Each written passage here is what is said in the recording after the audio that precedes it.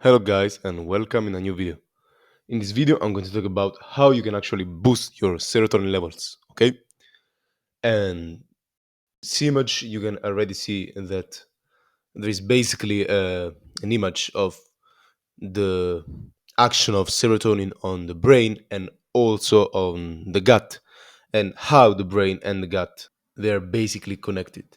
So the functions of serotonin are different and they're implicated with proper digestion. And as you can see, for example, EBS, which stands for irritable bowel syndrome, is treated with drugs that target the 5-HT3 and 5-HT4 receptors.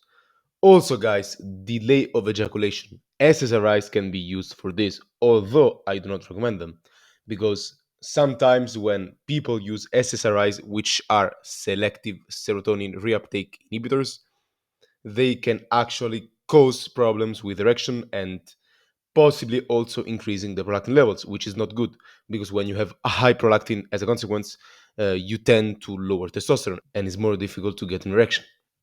Also, it can inhibit the erection if 5-HT1A receptor is stimulated, while if 5-HT2A is stimulated, it can actually increase erections and delay ejaculations.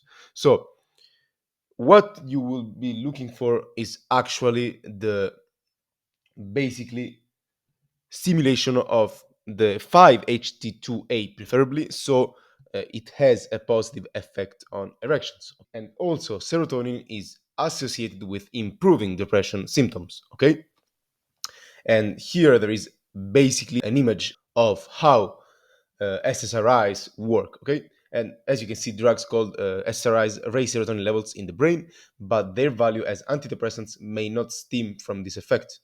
And here you basically see how there is the blockage of the reuptake of serotonin, and basically there is more serotonin between the synapses, okay, circulating. So the first herb that I will suggest you is ashwagandha, okay? The good thing is that ashwagandha actually increases the 5-HT2A signaling while reducing the 5-HT1A signaling. And this is good because it does not interfere with erections, okay? And it could actually possibly ameliorate them, okay? The dosage should be from 1 to 5 grams of powder, okay? Beware of higher dosages because some people can experience anhedonia and this is not the best thing, okay? So if you want to avoid anhedonia and excess serotonin possibly as a side effect, you have to basically be aware of your dosage and see with time how you react, okay? I also suggest you not to take ashwagandha for a lot of months consecutively, but I would suggest you take it, for example, 1 or 2 months on, and then you cycle it, okay?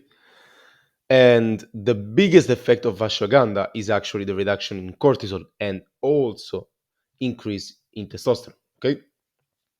And as you can see here, I'm pointing at some effects that ashwagandha has. And it has GABA mimetic activity, which is good for the brain. It relaxes the brain, so it induces a state of relaxation. And as you can see on the hormone, it has a very positive effect because it actually lowers prolactin, which is negative for erections. It lowers cortisol and the precursor to cortisol, okay? And it increases the gonadotropins, particularly LH, FSH, and testosterone, okay?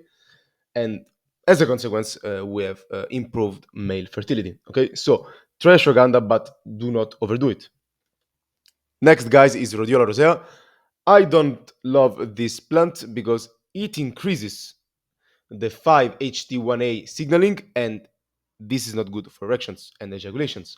But maybe since it acts as an adaptogen like ashwagandha, it can actually make you sleep easier, okay, and you can actually feel less stressed, okay.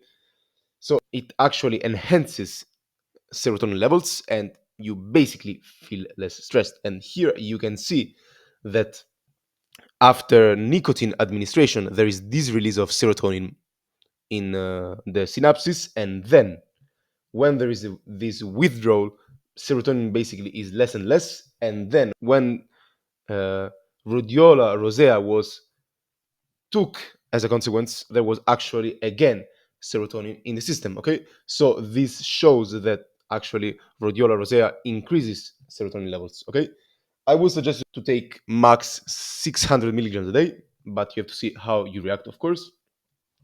And this could be a good adaptogen, a good herb for stress management and also for relaxation, but you also have to see how you feel. Okay, next, guys, is L-tryptophan and 5-HTP. Okay, these two are the precursor to serotonin, and you can take basically around 1 to 5 grams a day of L-tryptophan, and it improves basically mood and shortens sleep latency. This is very good because you basically sleep quicker if you have problems with sleeping. And you can also take 5-HTP around 200 to 900 milligrams a day because it helps raise serotonin levels. But be aware of not over consuming it. Okay, if you have any side effects, please stop or at least reduce the quantity. Last, guys, is L-theanine. L-theanine, you can take it between 200 and 400 milligrams a day. It's good for sleep. It increases neurotransmitters such as serotonin and dopamine. Okay, and here is again another mechanism of action of L-theanine.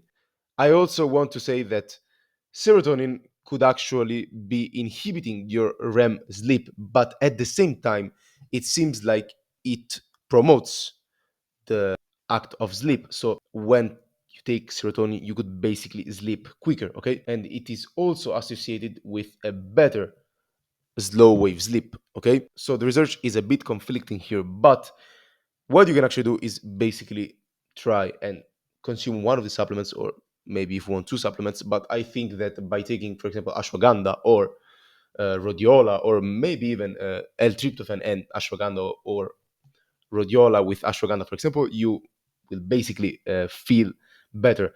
So for today, this is all. If you have any questions, please let me know in the comments. Thanks for watching.